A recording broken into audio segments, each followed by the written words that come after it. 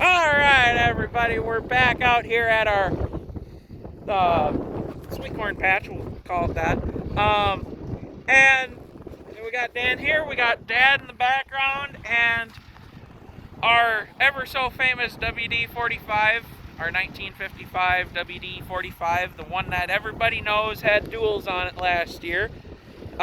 And if you didn't go watch the first episode to hear the story of why the duals aren't on it this year, make sure you go check that out. It'll be a 1957 John Deere 620 with a John Deere 2-bottom plowing. And so we've done, what, pass and a half? A couple of passes over it already. But we usually, in tradition, do 3 passes just to make sure we got all the clumps broken down and we got it nice and level for our Allis Chalmers 2 row to come plant some sweet corn here. But, yeah, anyways, it's kind of the exact same setup as last year, disking.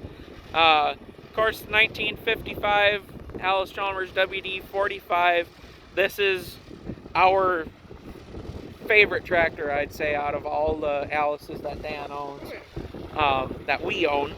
And behind it is our 12-foot JI case disc. And so, as in tradition, I'm going to hand you off to Dan, and I'm going to walk over and do some more disking. Well. Mm-hmm.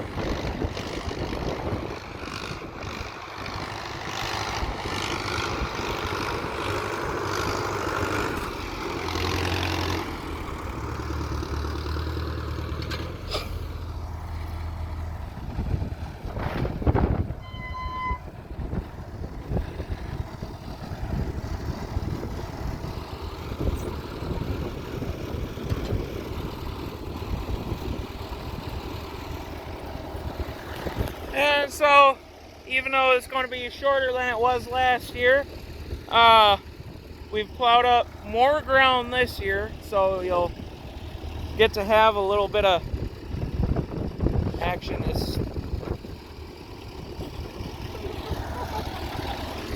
And it's just creepily raising it. Stay down here. But yeah, I gave you guys a rundown on this disc last year, so really no need to do that 2 years back to back. But our plowing setup, 1957 John Deere 620 with a John Deere number 44 two-bottom behind that. And like I said in the first video, this is Dan's brother's plow. And thanks to us having an issue with our own plow, he let us borrow this. Got the mold boards kind of shined up. You know, it sits outside a lot, so we weren't expecting them, you know, to come out nice and super clean, but definitely got them somewhat shined up, which, you know, and unlike last year, we plowed all the way down, all the way over on our property line, as far as we could, and, you know, we knocked over the property line marker, but we are planting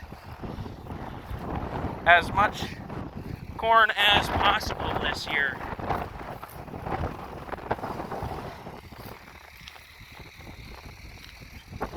And so,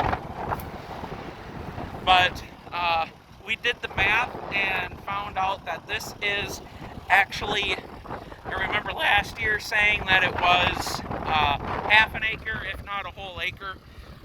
Everything here comes up to just under 0.25, so a quarter of an acre.